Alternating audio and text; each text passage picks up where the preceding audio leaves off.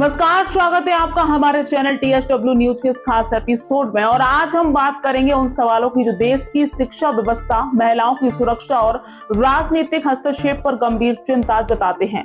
आलोक शर्मा के बयान से लेकर ज्ञानेश कुमार पर लगे आरोपों तक, क्या सच में शिक्षा माफियाओं के कब्जे में है यूपीएससी और एसएससी? देखिए इस एक्सपोज में, जहां खुलेंगे कई राज और उठेंगे कई सवाल। बिहार के तमाम मुद्दों को लेकर बिहार प्रदेश कांग्रेस कमेटी के अध्यक्ष राजेश राम जी, राजेश राठौड़ जी और अभय दुबे जी, तमाम लीडर्स ने एक सीरीज शुरू की कि 20 साल और 20 सवाल, क्योंकि 20 साल से लगभग यहां पर जिस तरह से बीजेपी और जदयू का लंबे समय तक शासन रहा कि किस तरह से, चाहे वो यहाँ की सामाजिक स्थिति हो, चाहे वो यहाँ की आर्थिक स्थिति हो, चाहे वो शिक्षा का क्षेत्र रहा हो, चाहे स्वास्थ्य का क्षेत्र रहा हो, पूरी तरह से इन्होंने बिहार का बंटाधार किया है। एक कहावत है कि यथा राजा तथा प्रजा। तो जिस तरह के शिक्षाविद केंद्र में बैठे हैं, जिनकी डिग्रियों का नहीं पता, इंटायर पॉलिटिकल साइंस से लेकर और कौन कौन सी डिग्रियां लेकर बैठे हैं, ये नालंदा और जिस तरह से मूल स्थान शिक्षा का पुराने समय से रहा बिहार, पाटलिपुत्र, और हमेशा से यहाँ से एक शिक्षा का उद्बोधन रहा, आज किस हालात में पहुंच गए हैं, एक विषय हम ये लेंगे। और दूसरा, बिहार का युवा किस तरह से पलायन कर रहा है, किस तरह से तमाम समस्याएं हैं, इन दो विषयों पर हम आपसे बात करेंगे। उसके बाद आपके सवालों को हम सादर आमंत्रित करेंगे। साथियों, सबसे पहले तो जो भारतीय जनता पार्टी है, उसने देश के शिक्षा मंत्री HRD मिनिस्टर धर्मेंद्र प्रधान को बिहार के चुनाव के लिए यहां पर इंचार्ज लगाया है। कांग्रेस पार्टी तीखे सवालों के साथ उनका स्वागत करना चाहती है। हम सीधा सीधा पूछना चाहते हैं, धर्मेंद्र प्रधान जी, नई शिक्षा नीति से लेकर हर चीज में आपने जिस तरह से अपने मंत्रालय का बंटाधार किया है, आपको किस आधार पर बिहार का चुनाव प्रभारी बनाया है? साथियों, आप लोगों को मालूम होगा, पिछले साल UGC नीट की परीक्षा इन्हीं मंत्री महोदय के अधीन NTA, जो नेशनल टेस्टिंग एजेंसी है, उसने ली थी। और RSS के तमाम लोग उस एजेंसी के अंदर बैठाए थे। उन्होंने ही मिलकर, जिस तरह से छत्तीसगढ़ से, मध्य प्रदेश से होते हुए NTA में पहुंचे वो लोग, और उन्होंने UGC के पेपर के साथ जिस तरह से गबन किया, जिस तरह से नीट के पेपर के साथ गबन किया, वो किसी भी आपके मीडिया के साथियों से छुपा हुआ नहीं। सुप्रीम कोर्ट में मैं ही पेटिशनर था। नीट एग्जाम के लिए किस तरह के कौन कौन से तथ्य सामने आए, हम भी चौंक गए थे। धर्मेंद्र प्रधान जी की कॉल डिटेल्स लेकर लोग घूम रहे थे सड़कों पर कि किन किन से उनकी बातचीत हुई। और धर्मेंद्र प्रधान जी, आप बताइए कि लाखों बच्चों का भविष्य नीट के माध्यम से आपने खराब किया था। आज क्या बिहार में आप वही शिक्षा देने यहाँ के युवाओं के लिए आए हैं? आप बिहार तो वैसे ही तमाम पेपर्स के घोटाले, पेपर लीक, उसके लिए पूरी तरह से बदनाम हो चुका है। जो बिहार हमेशा से IAS IPS देता था, हर क्षेत्र में पूरे विश्व में शिक्षाविद बिहार से जाते थे।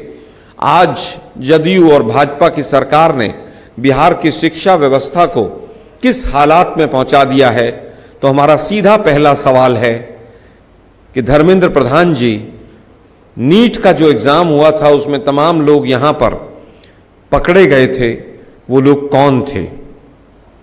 नीट के पेपर में जो 3 दिन तक एग्जामिनेशन सेंटर चेंज करने का विंडो खोला था, वो किन के स्कूलों में ज्यादा बच्चे गए? 30 से 40 हजार बच्चों ने अपना एग्जाम सेंटर चेंज किया था।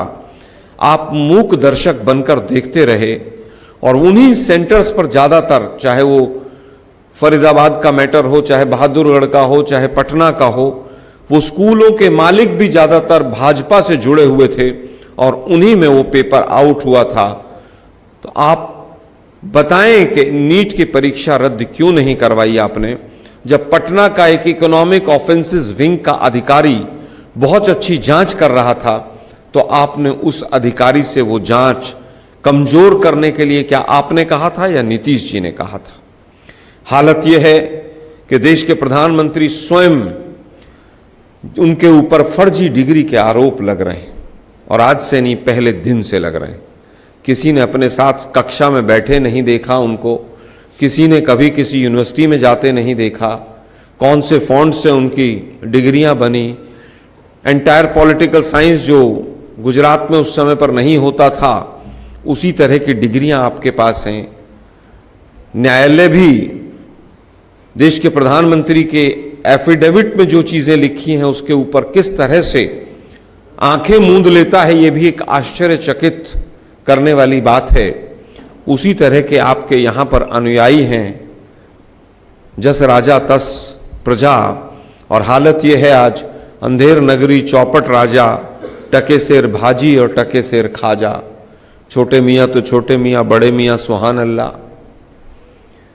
एक मुरैठा वाले मंत्री घूम रहे हैं यहां पर, उनसे कोई भी सवाल पूछो वो सीधा एक ही बात कहते हैं कि अफिडेविट में लिख दिया है ना हमने, सब कुछ अफिडेविट में लिख दिया है।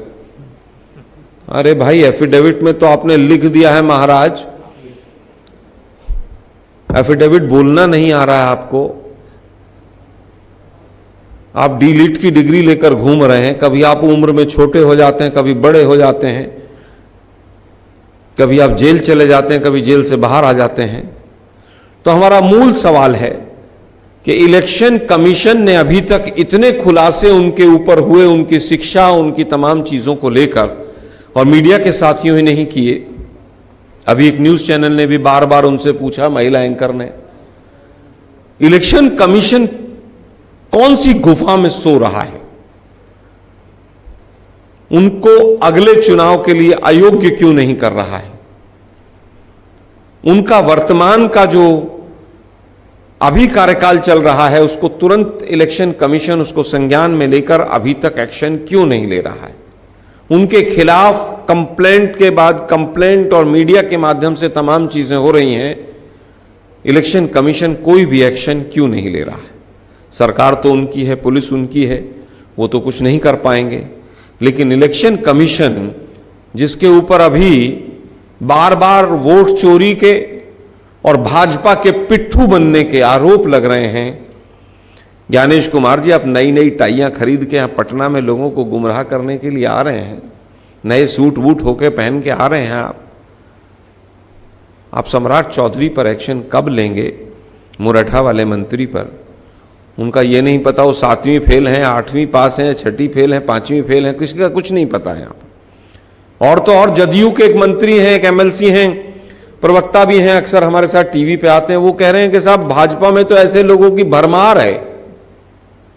वो कह रहे हैं वो किसी ने महिला कॉलेज से ही डिग्री ले ली है, 7वां अजूबा और फिर वो 8वां भी और 9वां भी, सारे भाजपा में।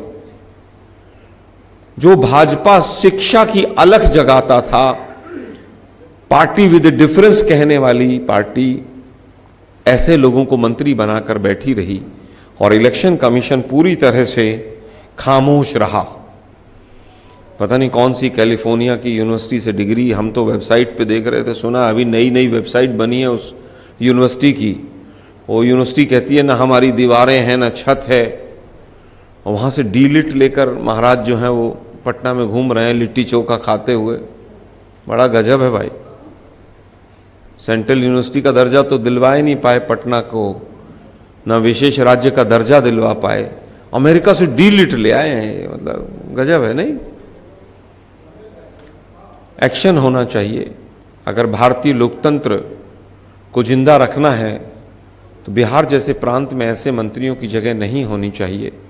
जो लोग दूसरे नेताओं के एजुकेशन क्वालिफिकेशन के ऊपर सवाल उठाते हैं, उनको अपने गिरेबान में झांक कर देखना चाहिए कि उनकी कैसी स्थिति है और क्या संदेश आप बिहार के लिए देना चाहते हैं। इसी से जुड़ा हुआ एक मुद्दा है कि शिक्षा की बदहाली से जुड़ा हुआ हजारों स्कूल तो बंद हुए ही। राजेश राठौड़ जी ने, अभय जी ने आपको तमाम आंकड़े दिए ही होंगे। लेकिन दुर्भाग्य ये है कि यहाँ पर पेपर लीक होना एक आम बात हो गई है। और तो और जो सेंट्रल एजेंसीज के पेपर्स हैं उनके भी तार बिहार में जुड़े हुए अक्सर पाए जाते हैं। इसका क्या कारण है?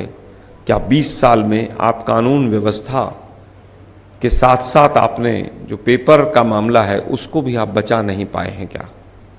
दूसरों पर आप जंगल राज के आरोप लगाते हैं, आप पेपर जो बच्चों के हैं उनको बचा नहीं पाते हैं। एनसीआरबी का आंकड़ा कहता है दिल्ली और पटना महिलाओं की सुरक्षा के मामले में सबसे वर्स्ट है। 1000 के करीब डेली एफआईआर, क्रिमिनल एफआईआर दर्ज होती हैं बिहार के अंदर, और आप आरोप दूसरों के ऊपर लगाते हैं। एसआईआर के माध्यम से इससे बड़ा कोई वोट चोरी का सबूत नहीं हो सकता, इससे बड़ा लोकतंत्र का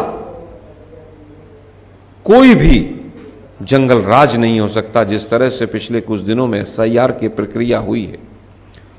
शिक्षा की बदहाली का आपके यहां यह हाल है कि ग्रॉस एनरोलमेंट रेशियो जिसको कहते हैं वो नेशनल एवरेज से लगभग 11-12% कम है।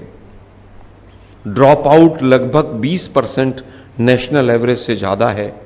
हायर एजुकेशन में जो 18 से 23 साल की उम्र है उसमें अगर आप देखें तो वो काफी कम है कितने बच्चे हायर एजुकेशन में जाकर एनरोल होते हैं। कॉलेजों की संख्या जिस तरह से पूरे देश के अंदर 1 लाख के ऊपर जो कॉलेज होने चाहिए उस एवरेज से लगभग 1/4 है, 25% है। तो आपने 20 साल में क्या किया, ये हमारा दूसरा सवाल है आज की श्रृंखला में कि शिक्षा की बदहाली करके आप बिहार को विकसित कैसे बना सकते हैं। और इसी के साथ जुड़ा हुआ हमारा प्रश्न है कि लगभग 1 दर्जन पेपर आउट हुए हैं पिछले कुछ वर्षों में देखें तो 1 दर्जन, और केवल यहां के नहीं, चाहे वो एसएससी हो चाहे यूपीएससी हो, क्योंकि पटना जो है हमेशा से एसएससी और यूपीएससी के बच्चों का तैयारी करने का एक गढ़ रहा है। आज हालत यह है कि एसएससी और यूपीएससी दोनों ही आरएसएस के माफियाओं के कब्जे में। मैं अपना वाक्य रिपीट करता हूं, आरएसएस के शिक्षा के माफियाओं के कब्जे में दोनों। एसएससी में जब बच्चे अपना न्याय मांगने जाते हैं तो इतना लाठी चार्ज होता है कि मार मार के बच्चों का बेचारों का पिछवाड़ा लाल कर दिया जाता है। और ये काम 2017 से शुरू हुआ था। 2017 में एसएससी का पहला पेपर आउट हुआ था जिसमें लाखों बच्चे एसएससी के बाहर धरना देने के लिए बैठे थे। और यूपीएससी का तो पूछिए ही मत। एक मामला उठा था, महाराष्ट्र में एक आईएएस बनी थी लड़की, याद होगा आप लोगों को। वो किसने बनाई थी, कौन कौन से तरीकों से नाम बदलकर, एज बदलकर, डिग्री बदलकर आप यूपीएससी में लोगों को घुसा रहे हैं। एक चेयरमैन साहब आए थे, उनका नाम था मनोज सोनी, मैं नाम ले रहा हूं, मनोज सोनी, गुजरात से आते हैं, सब वहीं की पैदाइश होते हैं। गुजरात से चले वो, एक वहां यूनिवर्सिटी थी अहमदाबाद में, अंबेडकर यूनिवर्सिटी, ओपन यूनिवर्सिटी, वहीं पे कहीं वो छोटे मोटे क्लर्क से थोड़े ऊपर थे। वो उनको जैसे तैसे करके गुजरात पीएससी का मेंबर बनाया, फिर वहीं चेयरमैन बनाया, फिर वहीं पर उनको यहाँ यूपीएससी ले आए। और जब सारा घोटाला गबन पकड़ा गया तो रिजाइन करके भाग गए। और दुर्भाग्य देखिए देश का, यूपीएससी जैसी संवैधानिक संस्था, राष्ट्रपति महोदया 15 दिन में रेजिग्नेशन एक्सेप्ट करती हैं और वो अंडरग्राउंड हो जाते हैं। कितना यूपीएससी का और यूपीएससी की तैयारी करने वाले बच्चों का नुकसान करके गए होंगे आप सोच नहीं सकते हैं। और यहां तो पेपरों की बोली लगती है, नीट का पेपर 10 लाख में, फलाना पेपर 20 लाख में, वो 30 लाख में। यहां तो मंत्री ही असिस्टेंट प्रोफेसर बनते घूम रहे हैं। वो अशोक चौधरी साहब पता नहीं रातों रात कहां नौकरी मिल गई उनको। बच्चे सड़कों पर घूम रहे हैं, मंत्रियों को नौकरी मिल रही है। तो शिक्षा हो और चाहे रोजगार से जुड़ी हुई तमाम चीजें हों, बिहार के तमाम सोशल इंडिकेटर्स ये बताते हैं कि इन्होंने बहुत योजनाबद्ध तरीके से बिहार का बेड़ा गर्क करने में कोई कसर नहीं छोड़ी। हालत यह है कि चाहे वो सिपाही का पेपर हो और चाहे बीपीएससी के पेपर हो, चाहे वो असिस्टेंट कलेक्टर बनने का पेपर हो, चाहे एसएससी हो और चाहे यूपीएससी हो, क्योंकि आरएसएस कभी भी चाहती ही नहीं है, उसके डीएनए में ही नहीं है कि लोग देश के पढ़ें। आरएसएस के डीएनए में ही नहीं है कि फ्री एंड फेयर इलेक्शन हो, फ्री एंड फेयर लोग नौकरी पर जाएं। अगर ऐसा होगा तो फिर उनका एजेंडा कौन चलाएगा? आरएसएस कहती है 5 किलो राशन दे दो, शौचालय बनवा दो, दिल और दिमाग पर ताला लगवा दो जनता के। यह आरएसएस का मूल फार्मूला है। आरएसएस ने हमेशा से स्वतंत्रता आंदोलन से पहले से शिक्षा के ऊपर हमेशा प्रश्न चिन्ह लगाए हैं। दिल्ली यूनिवर्सिटी में वो गोबर की पुताई से वो टेम्परेचर डाउन करना चाहते हैं। मतलब ये आरएसएस की सोच है, हमारी नहीं है। क्या करें? जिस तरह से हिंदी मीडियम में एमबीबीएस कराएंगे, सैकड़ों करोड़ रुपया गबन कर जाएंगे, उसके बाद एक बच्चा उसमें एडमिशन नहीं लेगा, लेकिन हेडलाइंस बनाएंगे। न्यू एजुकेशन पॉलिसी का आता पता नहीं है, कहां चली गई है वो। पूरी शिक्षा व्यवस्था का जिस तरह से इन्होंने बेड़ा गर्क किया है, हमारे 2-3 में समअप करता हूं। 2-3 मूल सवाल हैं। पहला सवाल है कि धर्मेंद्र प्रधान, जिनके ऊपर नीट एग्जाम के उनके रहते हुए तमाम आरोप लगे मंत्रालय के ऊपर, उनको बिहार का प्रभारी बनाकर बीजेपी क्या संदेश देना चाहती है? दूसरा सवाल कि आज तक इतने पेपर लीक हुए, उनमें कौन दोषी था, उन पर क्या क्या कार्रवाई हुई? तीसरा सवाल कि तमाम जो टेस्टिंग एजेंसीज हैं, यूपीएससी, एसएससी, इनसे सबसे ज्यादा अगर किसी का नुकसान होता है तो बिहार के युवाओं का होता है। बिहार से पलायन का मूल कारण ही यह है कि यहां पर उनको रोजगार नहीं मिल पाता है। ये हमारे मूल सवाल हैं। भारतीय जनता पार्टी इन सवालों का उत्तर दे और हम चाहेंगे कि हमने सीधे सवाल पूछे हैं, वो लोग सीधे उत्तर इनका दें। अब आपके तमाम सवाल सादर आमंत्रित हैं। 4 अगस्त 2025 को बिहार के मुख्यमंत्री नीतीश कुमार ने एक्स पे पोस्ट किया था और कहा था कि बिहार में शिक्षक भर्ती परीक्षा फेज 4 का आयोजन होगा, बिहार के बच्चों को मौका मिलेगा। 2 महीने बीत गए, आज चुनाव की तिथि जारी हो जाएगी और अगस्त आचार संहिता लागू हो जाएगी। इसी तैयारी कोर्ट को लेकर बच्चों ने गांधी मैदान में डाक बंगले में प्रोटेस्ट किया था। तैयारी कोर्ट का विज्ञापन नहीं आया है, क्या ये मुद्दा आपको उठाने जा रहे हैं? देखिए, बिहार के अंदर जब भी युवाओं ने अपना हक मांगा है तो लाठीचार्ज से उनको उत्तर मिला है। बिहार पॉपुलेशन डेंसिटी ज्यादा है, ज्यादा बच्चे यहां से पढ़ लिख कर आगे बढ़ते हैं, तो स्वाभाविक है कि नौकरी की डिमांड भी करेंगे।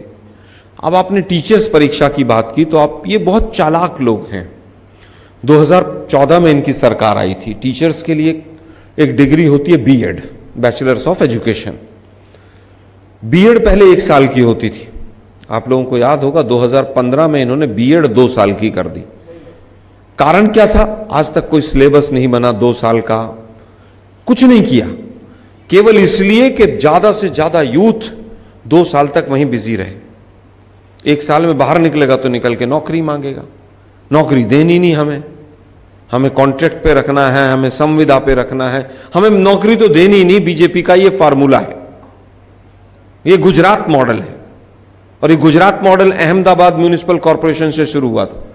आईएएस पीसीएस के अलावा सब कुछ कॉन्ट्रैक्ट पे है। वहां 2-4 अधिकारी आरएसएस के पिट्ठू बैठे हुए हैं, वो केवल पूरे म्युनिसिपल कॉर्पोरेशन को चलाते हैं। एक रिटायर्ड अधिकारी हैं, वो चलाते हैं। वही मॉडल ये पूरे देश में अप्लाई करना चाहते हैं। हम पुरजोर तरीके से इस मांग को उठाते हैं कि जो जो आपने वादे किए थे उनको पूरा कीजिए। लेकिन अब दुर्भाग्य है कि अब तो इनके जाने वाले का समय आ गया है। नीतीश जी भी जाएंगे, भाजपा भी जाएगी, और यही कारण है कि उनको पता चल गया है कि हम जा रहे हैं। तो पहले वो एसआईआर का लेकर आए कि किसी तरह से वोट चोरी करके हम जुगाड़ कूट बैठा लें। अब वो नहीं चल पाया तो सोचा भाई अब क्या करें, अडानी को 1000 एकड़ जमीन दो, पैसे लो, इधर से लो पैसे, उधर से लो, और 10-10 हजार रुपए महिलाओं के खाते में डाल दो। युवाओं को 1000-1000 रुपए दे दो, मतलब बिहार की भूमि, बिहार की मिट्टी और बिहार की महिलाओं को, उनकी सोच को इतना कमतर करके बीजेपी आंक रही है कि वो पैसे देके, पैसे बांट के वो वोट लेना चाहती है। बिहार की महिला हिंदुस्तान के किसी भी कोने में रहे, वो सबसे पहला काम करती है, चाहे वो शाम को खाना नहीं खाएगी, वो अपने बच्चों को पढ़ाना चाहती है। मैं बड़े गर्व से कहना चाहता हूं, मैं जिस भी प्रांत से आता हूं, बिहार की महिलाओं में ये गुण हमेशा से मैंने देखा है। बिहार की महिलाओं को बीजेपी कमतर करके आंक रही है। वो चाहते हैं कि इस तरह से वोट मिल जाए। हम इस मुद्दे को पुरजोर तरीके से उठाएंगे, क्योंकि शिक्षक ही समाज का और राष्ट्र का निर्माता होता है। शिक्षकों की ज्यादा से ज्यादा भर्ती होनी चाहिए। तेजस्वी यादव के वो बीजेपी के नेता करते हैं, वो नौकरी भेजते, आप ही भेजते, 12 मुद्दा उठाया जा रहा था बीजेपी की तरफ से। अब आप लोगों के पास भी जो उनके डिप्टी सीएम है, उनकी डिग्री का मुद्दा उठाया, तो क्या आप लोग इस मुद्दे को उठाएंगे? देखिए, मेरे उठाने से नहीं उठाने से, और वो कई इंग्लिश की फाइल वो डील करते होंगे। देखिए मुझे लगता है कि फाइलें तो आरएसएस के लोग ही डील करते होंगे। हर मंत्रालय में एक आध आदमी बैठा रखा है उन्होंने अनऑफिशियली। मंत्रियों के पास कोई पावर नहीं होती जहां बीजेपी की सरकार होती है। दिल्ली की मुख्यमंत्री देख लीजिए ना, वो रामलीलाओं के और उनके उद्घाटन करने के अलावा कोई काम ही नहीं करती हैं। वो रील बनवा लेती हैं, 5-6 कैमरामैन साथ चलते हैं। कोई अचीवमेंट बताइए आप। बिहार के मुख्यमंत्री कौन है? कई भाइयों को नाम का ही नहीं पता होगा। पता है आपको कौन है? बहुत देश में ऐसे लीडर्स हैं जिनका नाम ही नहीं पता होगा बीजेपी। जब आधा कोरोना चला गया था तो लेबर मिनिस्टर का नाम नहीं पता था। जब लेबर पलायन कर रही थी हिंदुस्तान में, लेबर मिनिस्टर कौन है कई प्रवक्ताओं से पूछा, नहीं पता था। तो ये बीजेपी का मॉडल है।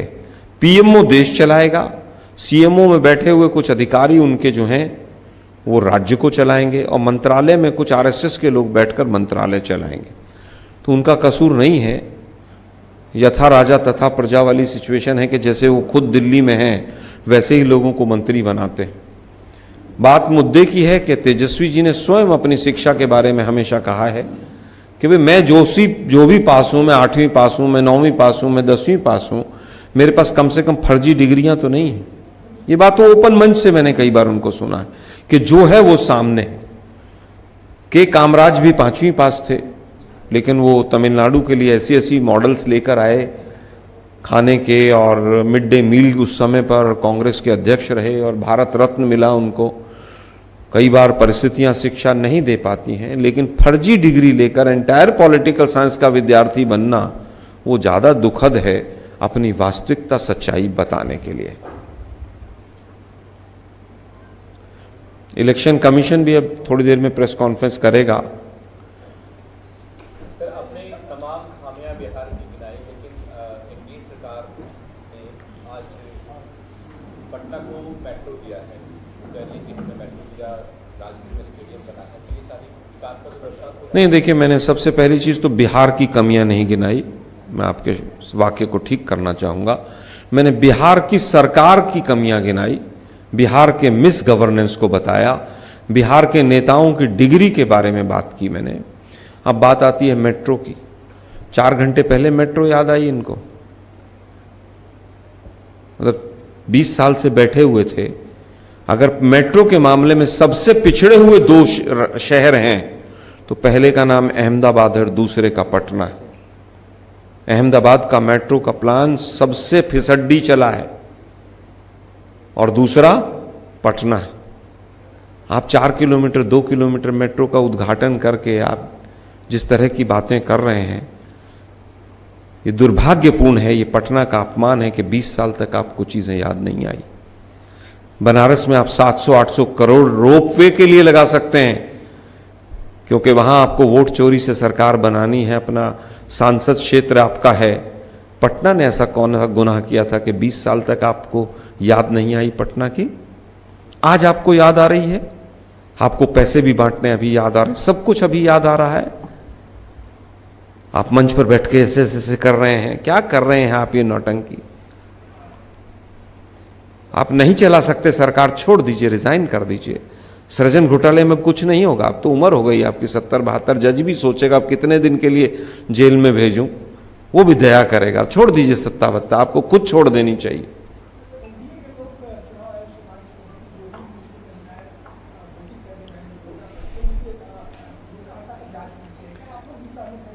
देखिए, इलेक्शन कमीशन को ट्रांसपेरेंसी के लिए क्या करना है वो इलेक्शन कमीशन तय करे। मैं तो कहता हूं कि बिल्कुल सही जो वोटर है वो वोट डाले, ये सुनिश्चित होना चाहिए। तरीका इलेक्शन कमीशन को इजाद करना है। बीजेपी वालों को ट्रांसपेरेंसी से कोई मतलब नहीं, उनको तो बुरखा शब्द इस्तेमाल करके हिंदू मुसलमान कैसे किया जाए, उनका मकसद ये है। और मैं उनके उस जाल में नहीं पड़ना चाहता। मैं तो ये पूछ रहा हूं, घुसपैठिए कितने आए, इलेक्शन कमीशन बताए ना। ये बीजेपी वाले एक चिट्ठी लिखें, वो अमित शाह का सारा एजेंडा इन्होंने इलेक्शन कमीशन वालों ने ध्वस्त कर दिया। वो झारखंड में भी घुसपैठिए पीछे पीछे लेके गए थे। अमित शाह आगे आगे चलते हैं, घुसपैठिए पीछे पीछे चलते हैं। फिर दिल्ली का चुनाव आया, फिर घुसपैठिए सारे दिल्ली चले गए थे। अब वो अमित शाह जी आए, बीजेपी ने घुसपैठिया मुद्दा बनाया इतनी मेहनत करके, और इलेक्शन कमीशन ने कहा कि 800 ही लोग ऐसे हैं जिन्होंने विदेशी होने का, लगभग 872 कि विदेशी होने का उन्होंने अपना कुछ, उनमें से कुछ ने खुद कैंसिल किया है कि हमारा वोट काट दीजिए, हम विदेशी हैं। कुछों का दूसरी जगह बना हुआ था। तो लगभग 700-800 विदेशियों के बारे में चर्चा हुई है, जो रिपोर्ट है।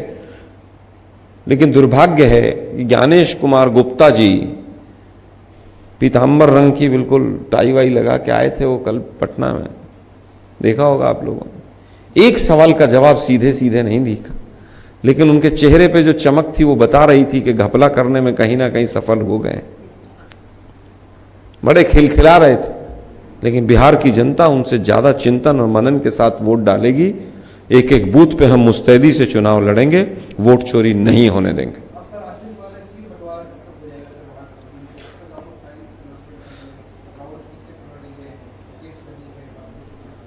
देखिए, जब गठबंधन सरकारें बनती हैं, प्री अलायंस होते हैं, गठबंधन के साथ चुनाव लड़े जाते हैं, तो हर पार्टी चाहती है कि ज्यादा से ज्यादा सीटें हर पार्टी को मिले।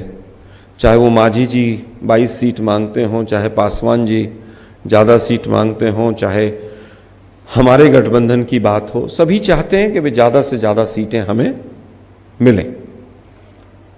उसमें यह भी देखा जाता है कि हमारे पास कौन सा कैंडिडेट मजबूत है, अलायंस पार्टनर के पास कौन सा कैंडिडेट मजबूत है, बाकी समीकरण जीतने के लिए कौन से हैं।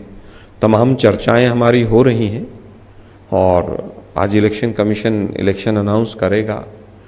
वो कितने फेज में चुनाव कराता है, कैसे कराता है, उसके ऊपर एक बार सामने पिक्चर क्लियर होगी। वैसे मैक्सिमम हमारा होमवर्क हो चुका है, कहीं पर किसी तरह का कोई संशय नहीं है, कोई विवाद नहीं है। हमारे पास बस थोड़ा सा ये है कि एनडीए के एक दो छोटे घटक दलों से हमारी बातचीत चल रही है। हो सकता है कि कुछ जगह पर उनको एडजस्ट करना पड़े हमें, तो उस वजह से 2-4 दिन डिले हो सकता है। लेकिन बाकी हमारी पूरी तैयारी है। कई लोगों ने चिराग जी के यहाँ से भी व्यक्तिगत तौर पर, मैं कह रहा हूँ, अप्रोच किया था। वो लोग वहाँ पर बड़े निराश हैं, परेशान हैं। इस वजह से भी थोड़ा सा एक डिले हो सकता है। अब आप सोच रहे होंगे कि भाई मांझी जी ने जो प्रेस कॉन्फ्रेंस करके भाषण दिया कि मुझे 22 सीट चाहिए, मुझे स्टेट इलेक्शन कमीशन का अपना वोट परसेंटेज बढ़ाना है स्टेट पार्टी के लिए, उनकी भाषा आप सुनिए ना, वो बीजेपी की भाषा तो है नहीं। तो हो सकता है हमारे संपर्क में हो वो। आप निश्चिंत रहिए, जल्दी उस पर भी पिक्चर क्लियर करेंगे। तो क्या यही है हमारे देश की शिक्षा की सच्चाई? अगर आपको लगता है कि इन मुद्दों पर बात होनी चाहिए तो इस वीडियो को शेयर करें और अपनी राय कमेंट में जरूर दें। सब्सक्राइब करें चैनल TSW न्यूज को। ऐसे ही बेबाक विश्लेषण के लिए बेल आइकन दबाएं ताकि अगली बार जब कोई बड़ा खुलासा हो आपके पास सबसे पहले जाने ऐसी ही खबरों के लिए जुड़े रहे चैनल TSW न्यूज के साथ। मिलते हैं अगली वीडियो में, तब तक के लिए धन्यवाद। ऐसे ही तमाम बड़ी खबरों से जुड़े रहने के लिए हमारे YouTube channel TSW news Hindi को सब्सक्राइब करें। वीडियो को लाइक, कमेंट, शेयर करना बिल्कुल ना भूलें।